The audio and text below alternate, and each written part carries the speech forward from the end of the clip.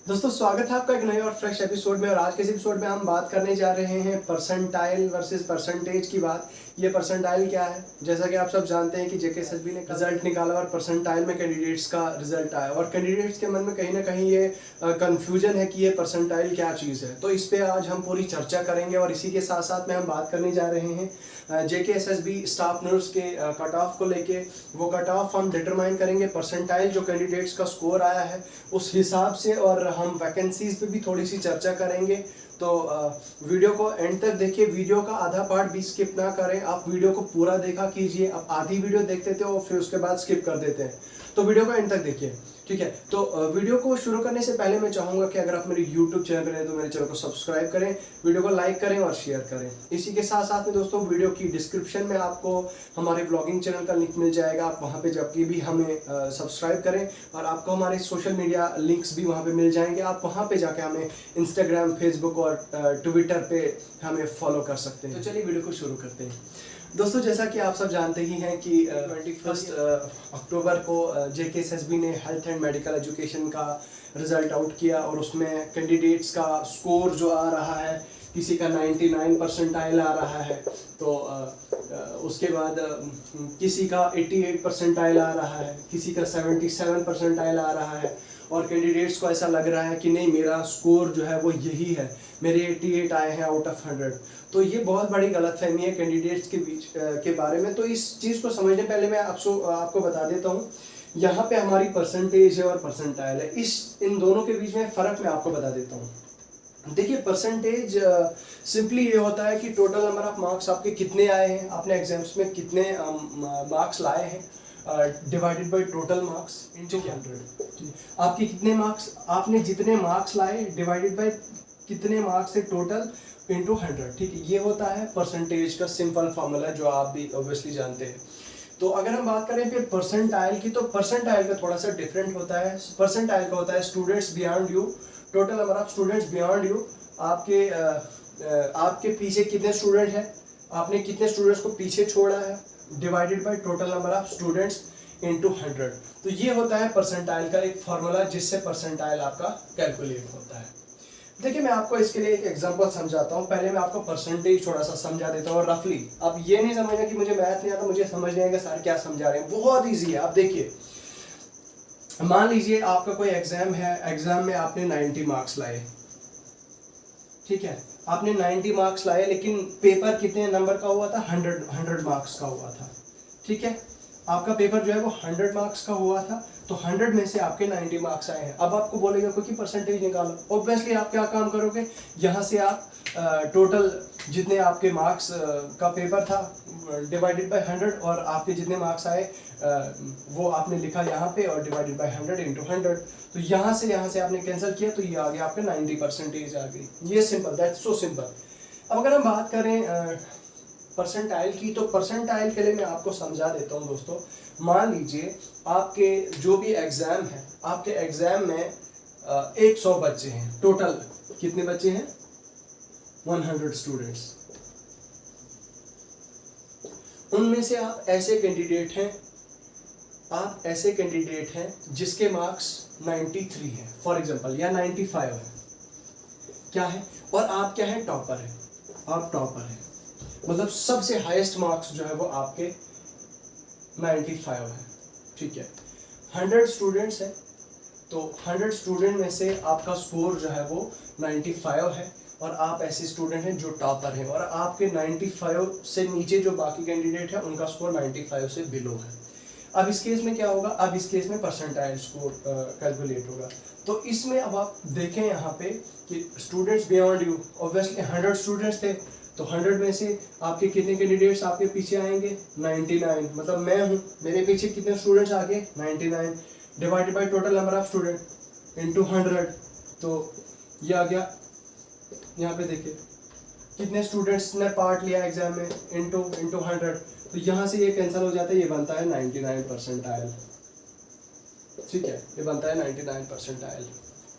तो ये चीज़ होती है परसेंटाइल के बारे में, मतलब कितने कैंडिडेट्स अपीयर हुए हैं, मतलब आपके कितने मार्क्स हैं, प्रोवाइडेड दैट आप टॉपर हो, सबसे हाईएस्ट नंबर अगर आपके हैं, और आपके पीछे कितने कैंडिडेट्स हैं, तो उसके लिए ये फार्मूला होगा स्टूडेंट्स बियॉन्ड यू, आपके पीछे कितने कैंडिडेट्स हैं डिवाइडेड बाय कितने कैंडिडेट्स अपीयर हुए हैं पर्टिकुलरली एग्जाम में। तो I hope this point is clear to you. मैंने आपको परसेंटाइल के बारे में समझा दिया है। तो यही होता है परसेंटाइल। आप इस गुमान में ना रहें कि अगर आपके 95 परसेंटाइल स्कोर है तो आपके 95 मार्क्स हैं, जी नहीं। ये परसेंटाइल स्कोर का जो परसेंटाइल का जो फॉर्मूला होता है, ये फॉर्मूला मैंने आपको बता दिया है। तो बढ़ते हैं आगे, बात करते हैं हम अपने कट ऑफ को लेके। देखिए, कट ऑफ को डिटरमाइन करने के लिए मैंने आपकी पिछली वीडियोस में भी कहा है, सबसे पहला फैक्टर होता है नंबर ऑफ स्टूडेंट्स अपीयर्ड। उसके बाद होता है टोटल नंबर ऑफ पोस्ट। उसके बाद होता है लेवल ऑफ पेपर। और 4 होता है आपका नॉर्मलाइजेशन। वहीं पे आपका कंसेप्ट निकल के आता है परसेंटाइल।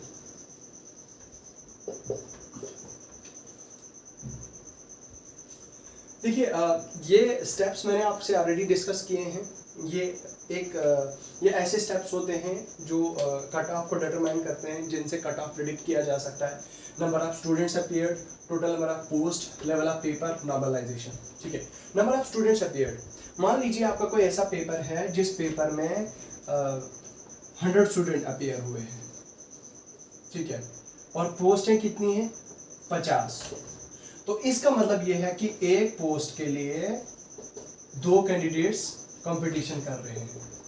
ठीक है, एक पोस्ट के लिए 2 कैंडिडेट्स compete कर रहे हैं। तो इसका मतलब ये हुआ कि कंपटीशन थोड़ा सा कम है, कंपटीशन ज़्यादा हाई नहीं है। वहीं पे अगर मैं आपको बता दूं, टोटल नंबर ऑफ पोस्ट जो है, मान लीजिए आपके टोटल नंबर ऑफ पोस्ट जो है वो 100 है। ठीक है, टोटल नंबर ऑफ पोस्ट 100 है और आपके कैंडिडेट्स कितने अपीयर हुए हैं 10,000। ठीक है, 10,000 कैंडिडेट्स अपीयर हुए हैं। तो इसका मतलब ये है कि एक कैंडिडेट के लिए, एक पोस्ट के लिए 10 कैंडिडेट्स compete कर रहे हैं। एक पोस्ट के लिए 10 कैंडिडेट compete कर रहे हैं। तो यहाँ पे लेवल आपका थोड़ा बढ़ जाता है, कंपटीशन का बहुत ज़्यादा बढ़ जाता है। तो कहीं ना कहीं स्टूडेंट्स अपीयर और टोटल नंबर ऑफ पोस्ट का काफ़ी ज़्यादा रोल रहता है। अगर आपके कैंडिडेट्स कम अपीयर हुए हैं, पोस्टें ज़्यादा हैं, तो कट ऑफ जो है वो मैंने आपसे ऑलरेडी कहा है कि लो जाने का चांस होता है। अगर आपके स्टूडेंट्स बहुत ज़्यादा अपीयर हुए हैं, पोस्टें कम हैं, तो आपका cut off for sure guarantee से हाई जाने का बहुत ज़्यादा चांस होता है।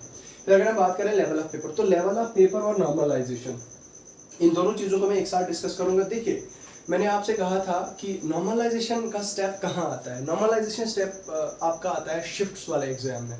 जब भी आपके exams shift 1, shift 2, shift 3, shift 4 में होते हैं या मॉर्निंग शिफ्ट, इवनिंग शिफ्ट में होते हैं, तो ऐसे एग्जाम्स के लिए नॉर्मलाइजेशन होती है। तो यहाँ पे आपने देखा कि जो हेल्थ एंड मेडिकल एजुकेशन के जो एग्जाम्स हुए, इनमें आखिर क्या ज़रूरत पड़ी जेकेएसएसबी को परसेंटाइल में स्कोर निकालने की। वो इसलिए क्योंकि आप जानते हैं कि जेकेएसएसबी के जितने भी एग्जाम्स हुए वो शिफ्ट्स में हुए, अलग अलग शिफ्ट्स में हुए, क्योंकि कैंडिडेट्स बहुत ज़्यादा थे, इसलिए अलग अलग शिफ्ट्स में हुए। तो उससे क्या हुआ कि कुछ शिफ्ट्स का पेपर टफ आया था और शिफ्ट्स का जो है वो इजी आया था। तो उस चीज़ से बचने के लिए मतलब जेकेएसएसबी ने नॉर्मलाइजेशन का सिस्टम अपनाया। अब नॉर्मलाइजेशन का मकसद क्या होता है कि नॉर्मलाइजेशन से एक ऐसा स्टेप होता है, एक ऐसा प्रोसेस होता है जिससे सारे कैंडिडेट्स को, सारे शिफ्ट्स वाले कैंडिडेट्स को जो है वो एक प्लेटफॉर्म पे लिया जाता है। ठीक है, एक ही प्लेटफॉर्म पे लिया जाता है। तो अब मान लीजिए अगर कोई मॉर्निंग शिफ्ट वाला कैंडिडेट है, मॉर्निंग शिफ्ट वाले कैंडिडेट्स के जो है वो 90 मार्क्स आ रहे हैं आउट ऑफ 100, लेकिन उसका पेपर जो है वो इजी था। और इवनिंग शिफ्ट वाला जो है वो उसके 80 मार्क्स हैं, तो उसको भी आउट ऑफ 100 मार्क्स हैं और उसका इवनिंग वाला शिफ्ट है, तो इसका टफ पेपर आया है। तो इस केस में क्या होगा, नॉर्मलाइजेशन होगी।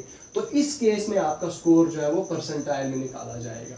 तो परसेंटाइल में इसलिए निकाला जाएगा ताकि किसी के साथ भेदभाव ना हो, सारे कैंडिडेट्स को एक ही प्लेटफॉर्म पे लाया जाए। तो इस तरह से जो है वो, इस तरह से आपकी नॉर्मलाइजेशन होती है। तो परसेंटाइल में आपका स्कोर निकाला जा सकता है। एक और चीज़ ये है दोस्तों कि जब परसेंटाइल में आपका स्कोर आता है तो उस टाइम पे हमारा कट ऑफ डिटरमाइन करना काफ़ी ज़्यादा मुश्किल हो जाता है, क्योंकि आपको एग्जैक्टली आपको पता नहीं होता कि कितने ज़्यादा स्टूडेंट्स अपीयर हुए हैं। आपने देखा होगा कि JKSSB के जितने भी हेल्थ एग्जाम्स हुए 4,500-5,000 पेजेस थे उस पर, और आपने हर एक लिस्ट में देखा होगा कि बहुत सारे कैंडिडेट्स अपीयर हुए हैं। तो आप अंदाज़ा नहीं लगा सकते एग्जैक्टली कि जो है वो आपका कट ऑफ क्या जाएगा। हाँ, एक रेंज होती है, एक्सपेक्टेड रेंज होती है। आप देख सकते हैं टॉपर्स की, तो टॉपर्स का आप रेंज देख के आप ये अंदाज़ा लगा सकते हैं कि क्या कट ऑफ जाएगा। ठीक है, अब हम स्ट्रेट फॉरवर्ड बात करते हैं, जंप करते हैं कट ऑफ को लेके। तो JKSSB स्टाफ नर्स का जो फाइनल कट ऑफ मैंने कहा था वो 75 या 70 प्लस कहा था। लेकिन यहाँ पे अगर हम देखें GMC जम्मू में, डिविजनल जम्मू में जो टोटल नंबर ऑफ पोस्ट है वो 350 है, 350 है स्टाफ नर्स के लिए। Staff nurse, junior staff nurse या जूनियर ग्रेड नर्स के लिए 350 पोस्ट हैं। तो इसमें अगर हम देखें ओपन मेरिट में 175 पोस्ट हैं, RBA में 35, SC में 28, 35, 14, ALC 14, EWS 30, 14। अगर हम बात करें फिर GMC श्रीनगर की, तो ओपन मेरिट में 72 है, RBA में 15 है, SC में 12 है, ST में 15 है, OSC में 6 है, ALC में 6, 14, 6। तो टोटल नंबर ऑफ पोस्ट जो है वो GMC श्रीनगर में कितनी है? 146 है, 146 पोस्ट हैं। तो अब यहाँ पे एक बहुत बड़ा सवाल खड़ा होता है कि क्या आखिर GMC श्रीनगर और GMC जम्मू का कट ऑफ अलग जाएगा या जा सकता है? देखिए, जो डिवीज़न की अगर बात हम करें, डिवीज़न कश्मीर, ठीक है, डिवीज़न कश्मीर का कट ऑफ जो है वो इसके बारे में क्लियर कट हम बता नहीं सकते हैं। लेकिन अगर हम बात करें श्रीनगर की और GMC श्रीनगर और GMC जम्मू की बात करें, तो अगर अलहायदा से कट ऑफ होगा, अभी हम श्योर शॉट इसका नहीं बता सकते, अगर अलहायदा से कट ऑफ हुआ तो दिस इज़ फॉर श्योर कि GMC जम्मू का जो है वो थोड़ा सा लो जाएगा, लेकिन GMC श्रीनगर का थोड़ा सा कट ऑफ हाई जाएगा। क्योंकि आप देख रहे होंगे कि ऑब्वियसली कश्मीर के बहुत सारे ऐसे कैंडिडेट्स हैं जिनके 99 परसेंटाइल है। 99 परसेंटाइल का ये मतलब है कि जितना ज़्यादा आपका परसेंटाइल है उतने ज़्यादा आपके चांसेस हैं सिलेक्शन के, जॉब के। ठीक है, तो इनका कट ऑफ जो है वो अलग अलग जा सकता है, और अगर अलग गया तो GMC श्रीनगर का काफ़ी हाई जाने वाला है और GMC जम्मू का काफ़ी थोड़ा सा लो जाएगा। ठीक है, तो अगर हम बात करें स्ट्रेट जंप फॉरवर्ड करें, तो स्ट्रेट जंप करें कट ऑफ को लेके, तो ओपन मेरिट का कट ऑफ जो है दोस्तों मैं अब आज कहूँगा 80 प्लस जाने वाला है। 80 प्लस चांसेस हैं, क्योंकि पोस्ट जो है वो आप देख सकते हैं 175 टोटल है। तो इस केस में आपका स्टाफ नर्स का 80 प्लस जा सकता है। ठीक है, तो RBA का भी यही 77 to 80 के आसपास जाने वाला है, इसके बीच में। तो SC का भी कोई 70 से 80 के बीच में जाएगा। ST का भी यही कोई ऑलमोस्ट यही रेंज होगी, 68 to 80 यही रेंज होगी ऑलमोस्ट। उसके बाद बात करें हम OSC की, तो इसका भी 65 प्लस हम मान के लेते हैं, इसका भी 67 प्लस हम मान के लेते हैं, इसका भी यही ऑलमोस्ट सेम। और EWS का भी हम 70 to 80 रेंज में ले लेते हैं, और PSP का जो है वो 70 प्लस इसका भी जा सकता है।